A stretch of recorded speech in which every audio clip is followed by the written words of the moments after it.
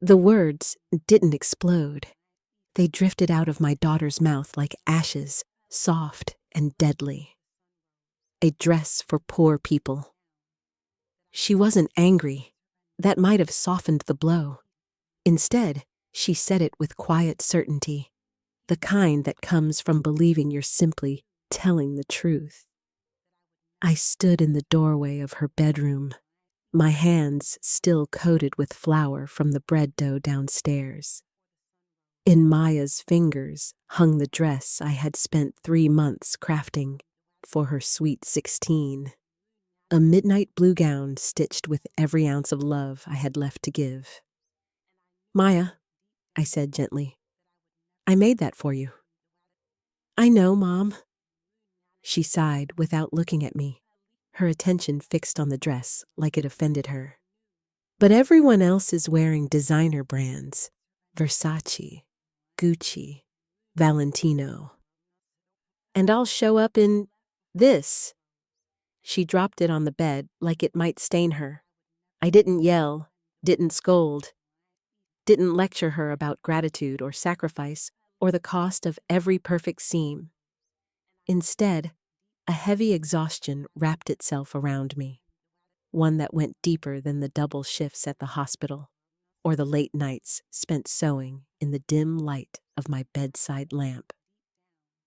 "Your grandmother taught me to make this pattern," I said softly. "I wore a version of this when I turned 16. "Exactly," she muttered. "It's ancient." I picked up the dress, smoothing its fabric with tired fingers. Each bead along the neckline had taken 2 weeks. I'd stitched them one by one while she slept.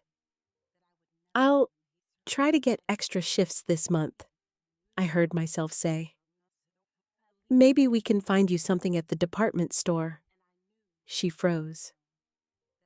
"Really? You'd do that?" Her sudden excitement sliced deeper than her cruelty.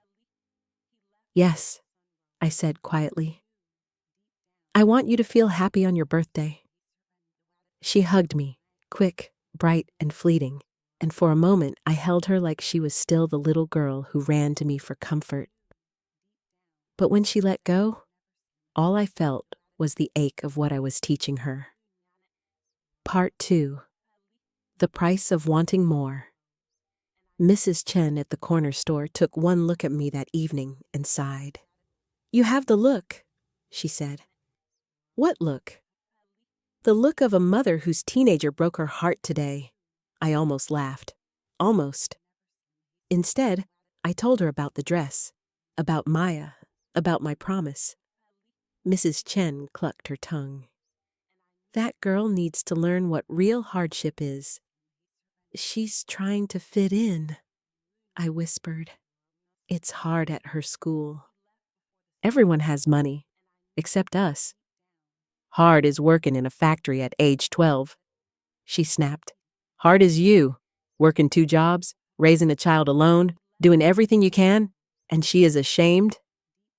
I swallowed the truth, because she was right, and because Maya was still my child, no matter how she hurt me. That night, after Maya slept, I sat at the kitchen table with my calculator in fear. Rent, utilities, groceries, school fees, my checking account barely over $300. A $500 dress? Impossible, unless I worked more. I called the hospital. "Eleanor," Janet said, "you're already exhausted." "I need the hours," I whispered. She sighed. "I'll get you 3 night shifts, but please, don't break yourself." Too late, I thought. When I hung up, my eyes fell on the midnight blue dress draped on the chair. My mother's pattern, my own hand's work, my love measured in stitches. But Maya didn't want handmade love. She wanted status. And so I walked upstairs, opened the back of my closet, and unzipped a garment bag I hadn't touched in 8 years. My wedding dress, silk, lace. The happiest day of my life folded into fabric, and a new idea bloomed. Dangerous, heartbreaking, perfect. Part 3. Remaking the Past. I didn't sleep. Instead, I unstitched the seams of my wedding dress as if unthreading memories. The silk sighed beneath my fingers. The lace whispered. I remembered David's hands as he placed the ring on my finger, the way he smiled like I was made of starlight. I cried as I cut. For days, I worked after every shift, eyes burning, hands trembling, heart remembering a long ago joy. I rebuilt the dress from nothing, merging its silk with newly purchased cream fabric I could barely afford. By the end of the week, the transformation was complete. It was the most beautiful gown I had ever made, modern, elegant, and shimmering with blended memories. I even stitched the original designer label into the lining. She would never know what it cost me. Not just in money, but in letting go of the last piece of the life I'd once dreamed of. Part 4. A Gift Wrapped in Silence. Saturday morning, Maya stood in my doorway. "Mom, can I come in?" She saw the dress on my bed and gasped. "Mom, it's gorgeous. It's for you." Her fingers trembled as she touched the silk. "You made this?" "Yes. But this looks expensive." "How?" "It cost what it needed to cost," I murmured. "Try it on." She did, and when she stepped out, my breath caught. She looked like a princess, like a dream, like hope. "Mom," her voice cracked, "this is designer." I said nothing. "You picked up extra shifts, didn't you? For me." "I wanted you to feel beautiful." Tears filled her eyes. She hugged me gently. "I'm sorry," she whispered, "for what I said before." "You're forgiven?" I said, because mothers forgive even when their hearts are in pieces. Part 5. The party I hadn't planned to attend. But Victoria's mother insisted. "You must join the parent hour," she said warmly. "I'd love to meet you." I owned one decent dress, a plain black one. It would have to do. Maya looked stunning as we drove to the country club. I felt like a shadow beside her. At the valet, she whispered, "Mom, maybe park yourself? You don't have to tip." "Maya," I asked softly, "are you embarrassed of me?" Silence. Then, "I just don't want you to feel uncomfortable." Her avoidance answered for her. Inside the club's lounge, I was surrounded by wealthy parents in tailored clothes and polished lives. But Diane, gracious and perceptive, stayed close to me, pulling me gently into conversations. When I mentioned I had sewn Maya's dress, the room rippled with admiration. "You made that? That's incredible."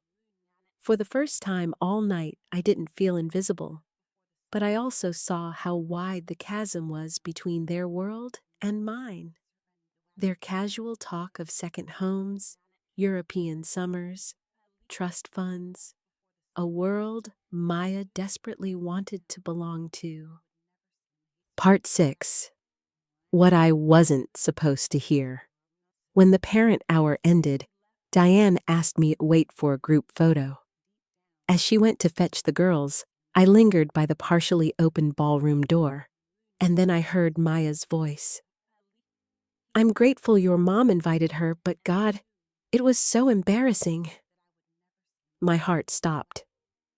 "What do you mean?" Victoria asked. "My mom just doesn't fit in.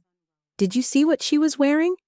She doesn't know how to talk to rich people, and this dress—" Maya lowered her voice. "Everyone asked where it came from, and I told them it was designer. If they knew my mom made it in our tiny apartment—" "Maya," Victoria said sharply, "that's your mother."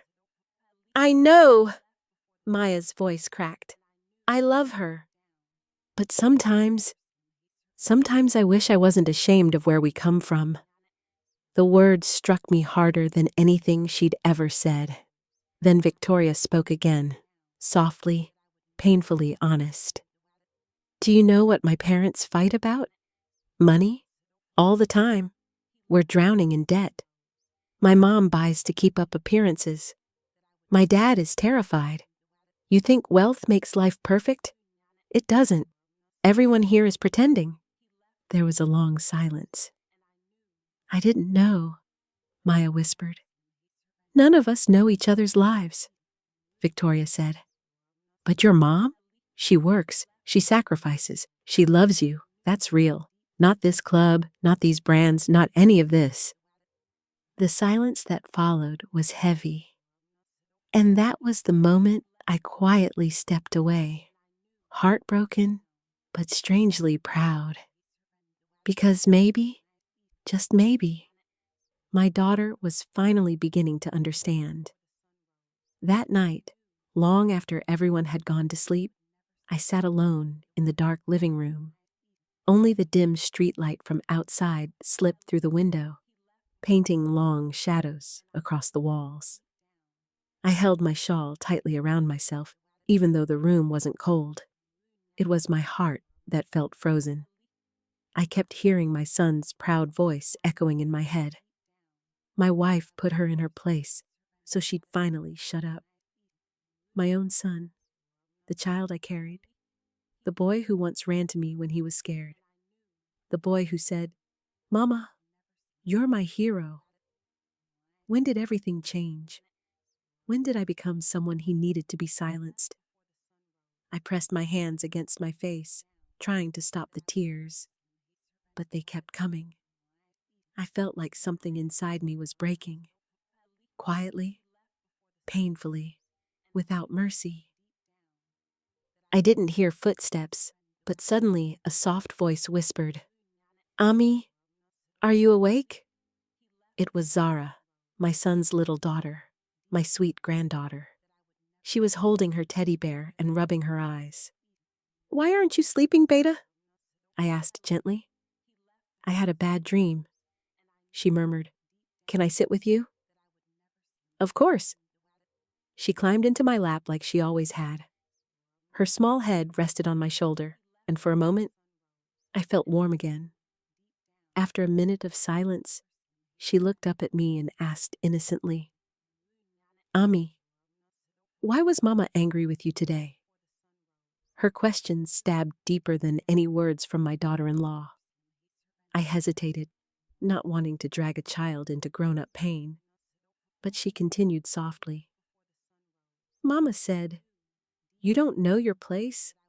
What does that mean? I froze. What does that mean? How do you explain cruelty to a child?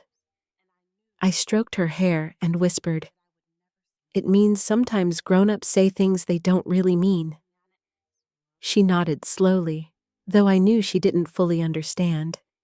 But then she said something that almost broke me completely.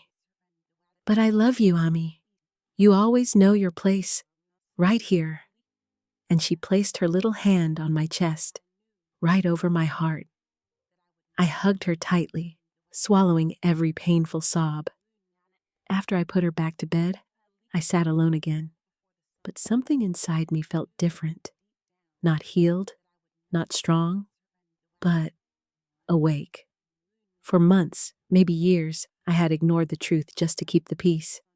I convinced myself things weren't as bad as they seemed. That my son still valued me. That his wife would one day understand me. That I still had a place in this house. But hearing my granddaughter ask that question, hearing her repeat the words her mother used against me, made me realize something terrifying. If I stayed silent much longer, this house, my own home, would teach her that disrespecting elders was normal, that humiliating a mother was acceptable, that love had conditions. I couldn't allow that, not for her, not for myself. I wiped my tears, sat straighter, and made a silent decision. Tomorrow, I would confront the truth. No more hiding, no more suffering quietly. No more pretending everything was fine. Tomorrow, everything would begin to change. I woke up before Fajr that morning. For the first time in months, I didn't feel heavy or confused. I felt clear, quietly strong. I made wuzu, prayed, and asked Allah for one thing only. Give me the courage to stand without hurting anyone, including myself. As the sun began to rise, the house slowly came to life. Cupboards opened, utensils clattered, rushed footsteps, the usual morning chaos. Except today, I wasn't hiding in the kitchen trying to stay out of everyone's way. I sat at the dining table, calm, composed, waiting. My daughter-in-law, Aisha, entered first. She froze when she saw me sitting there. Normally, I would have stood up immediately, moved aside, given her space, terrified of irritating her. Not today. She narrowed her eyes. "You're sitting here?" "Yes," I replied quietly. "This is my home." The tone startled her. Not harsh, not emotional, just steady. Before she could respond, my son walked in, still half asleep, scrolling his phone. "Ami, chai bana dia?" he asked casually, not even looking at me. I looked at him fully. "No, today I need to talk first." That made him stop. He finally looked up at me, confused. "About what?" I took a slow breath. My heart was pounding, but I didn't let it control me. "About yesterday," I said. "About the way you spoke and the way your wife spoke." Aisha crossed her arms defensively. "Oh, great, here we go again." I raised my hand, not rudely, just firmly. "Let me finish." Even my son looked surprised. I continued. "I have spent years trying not to disturb your married life. I have cooked, cleaned, stayed in my room, avoided arguments. But when my own son says I need to be put in my place, something inside me broke." My son shifted awkwardly. "Ami, you're overreacting." "No," I said softly. "I'm finally reacting." The room fell silent. Aisha scoffed. "So what do you want now? Apology? Drama?" I looked straight at her. "I want respect. Not fear, not control, just basic respect." She rolled her eyes, but before she could answer, a small voice interrupted us. "Mama, why are you fighting with Ami again?" It was Zara, my granddaughter, standing at the doorway, hugging her teddy bear. The guilt on my son's face was instant. The irritation on Aisha's face turned into embarrassment. Zara walked directly to me and held my hand. "Ami didn't sleep last night," she said innocently. "She was crying." My son's face went pale. "Ami, you cried?" His voice cracked just a little.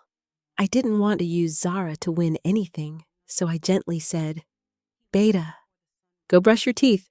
We'll talk later." She nodded and left. The room was quieter now, heavier. My son finally spoke, softer this time.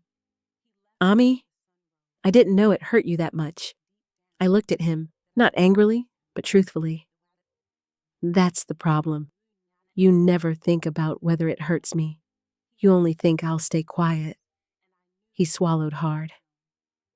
Aisha tapped her fingers on the counter, irritated. "Well, what now? You're making it sound like we torture you?" I looked at her calmly. "You don't torture me, but you disrespect me, and I'm done pretending it's okay." She fell silent. My son looked between us, confused, torn. "Ami, what are you saying?" he asked. I took another deep breath. "I am saying that something has to change.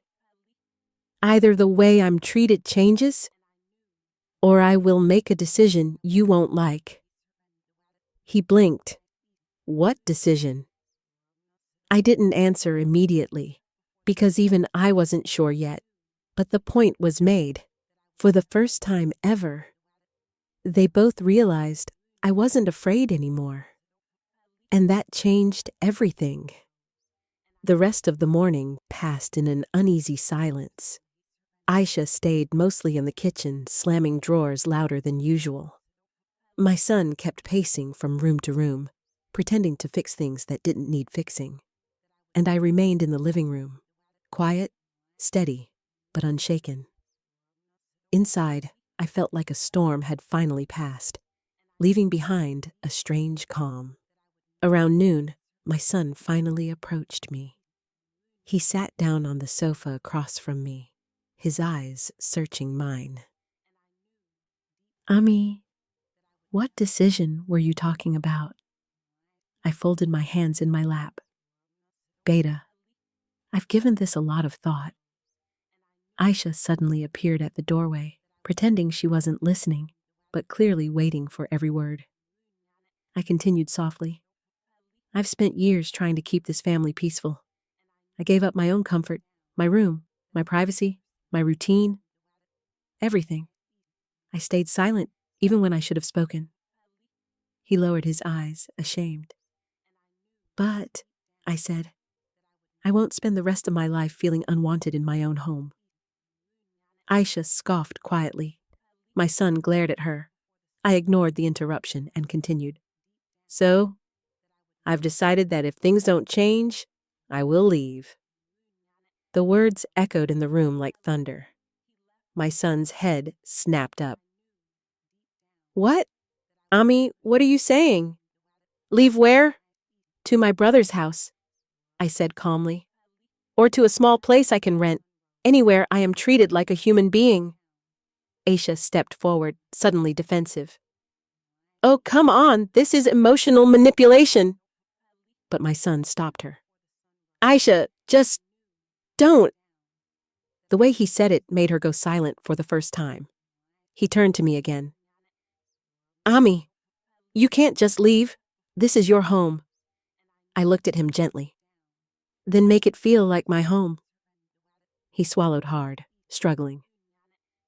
Ami, you know I love you. Love is not enough, I whispered. Love without respect becomes a burden, and I don't want to be your burden. He rubbed his face with both hands, overwhelmed. Then, something unexpected happened. Aisha walked to the sofa, sat down stiffly, and said, Fine, I'm listening. Her tone wasn't warm, but for someone like her, sitting down to listen was already a small earthquake. I met her eyes without fear. Aisha, I am not your enemy, I said quietly. I have never tried to control you. I never wanted to take your place, but I also won't allow you to treat me like a problem. She looked away. My son glanced between us anxiously. I continued, You don't have to love me, but you will respect me, and I will respect you. That's all I ask. Aisha didn't answer at first. Her jaw tightened. Her eyes looked wet for a split second, though she blinked it away quickly. Finally, she muttered, I didn't know you felt this bad. It wasn't an apology, not fully, but it was the first crack in her armor. My son looked hopeful. See, he said softly. We can fix this. I didn't smile, not yet, because a single conversation cannot heal years of quiet wounds. But it was a start, a slow, fragile beginning. Then suddenly, bang! A loud knock hit the front door, hard, aggressive, startling all three of us. My son frowned. Who's that? Another bang, even louder. Aisha stiffened. Is someone fighting outside? We all exchanged uneasy looks. My son walked to the door and opened it, and froze. I stood up immediately, my heart pounding. He didn't move. He didn't speak. He didn't even breathe. I walked closer, peered around him, and my entire body went cold. Standing at the door was the one person who had been silent for far too long. someone whose arrival would change everything. You said the room was heavy, so heavy it felt like even the walls were listening. My son was still kneeling, eyes swollen from crying. Aisha stood stiff, her breathing uneven. Cameron watched quietly, like a man who had delivered a storm and was now witnessing its aftermath. And I felt something I hadn't felt in years. Control over my own life. My son wiped his face again. Ami, please say something, anything. I looked at him carefully. Stand up, I said softly. He hesitated, then rose slowly, wiping his tears. I folded my hands on my lap. My whole life, I began quietly, I have chosen silence, not because I was weak, but because silence felt safer than breaking my family. Aisha lowered her eyes.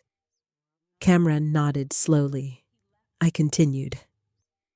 But staying silent has given others permission to speak for me, about me, against me. My son closed his eyes in shame. So today, I said, steady and calm, I will speak. Everyone straightened. I took a deep breath.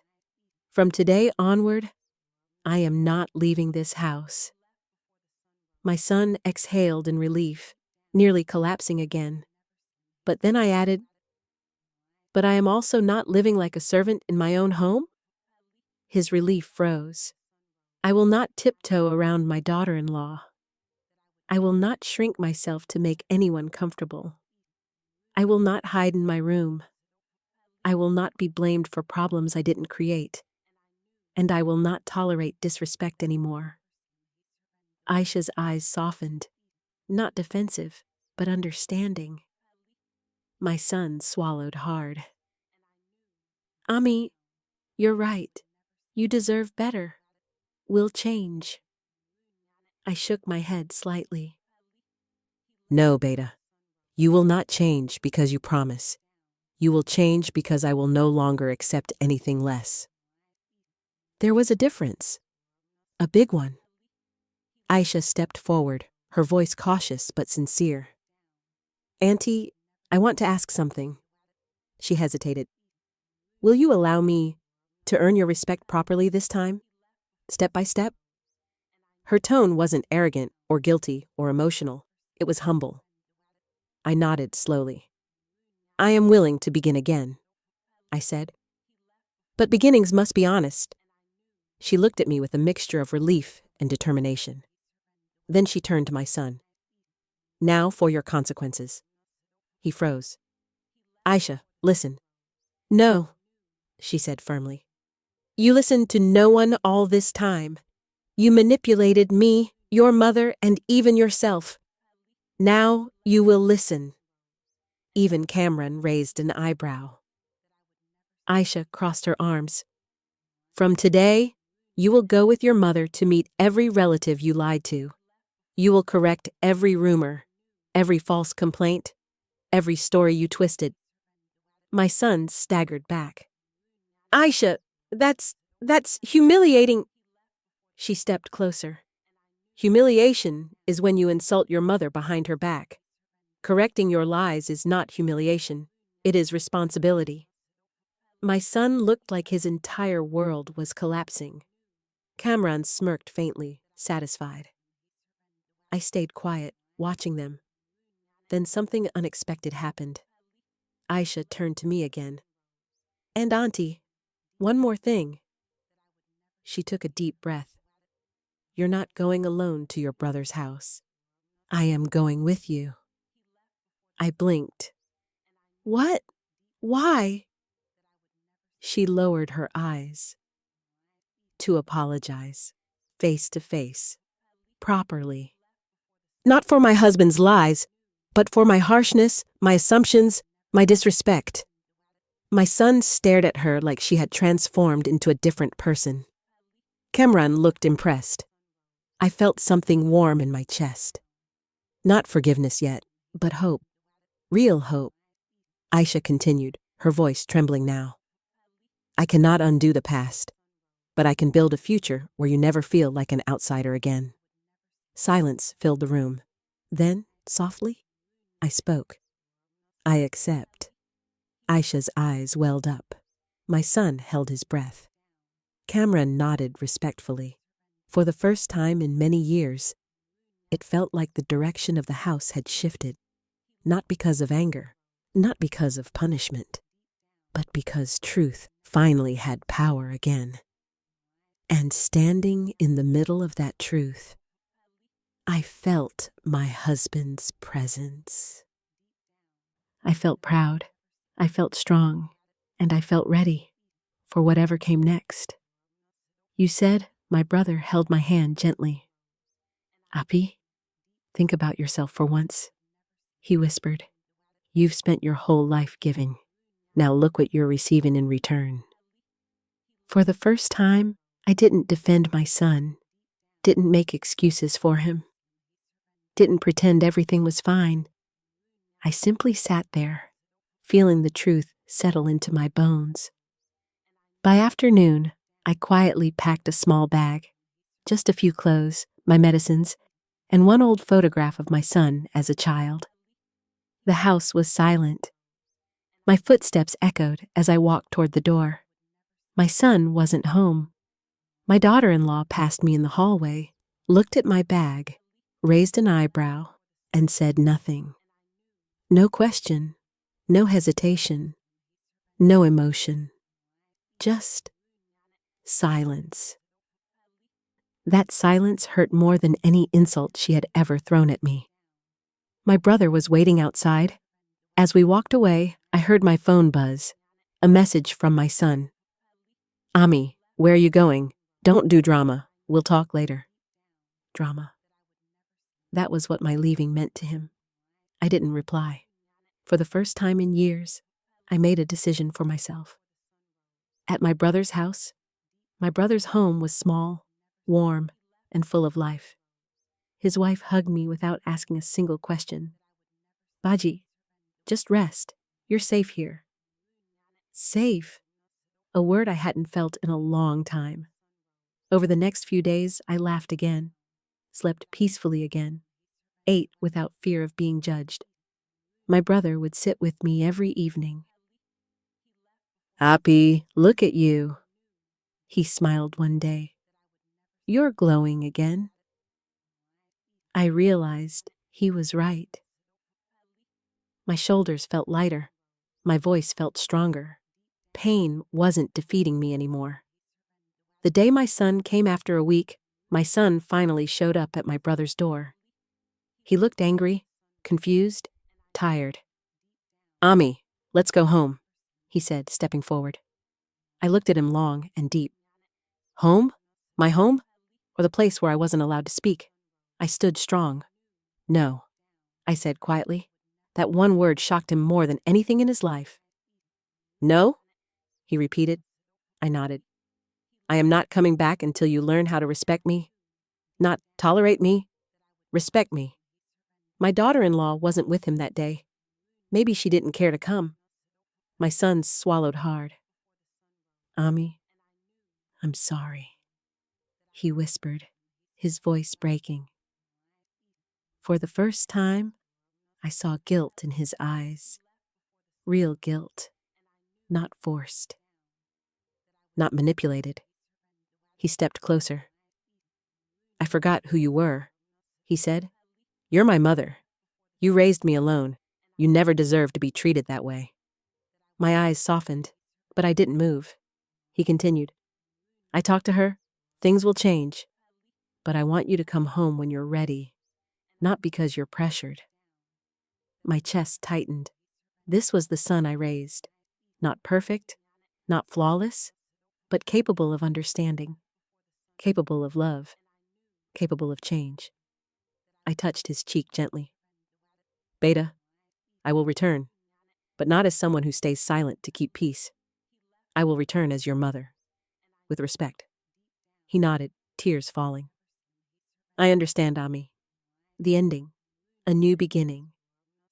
I didn't return that day, not the next day either. I allowed myself time, healing, space. And when I finally walked back into my house weeks later, it wasn't as a burden, but as someone who knew her worth. My daughter-in-law looked surprised, but she didn't speak. Not rudely, not sharply. That phase of my life was over. My son hugged me with a sincerity I had longed for. "Welcome home, Ami," he whispered. And for the first time in months, it truly felt like home.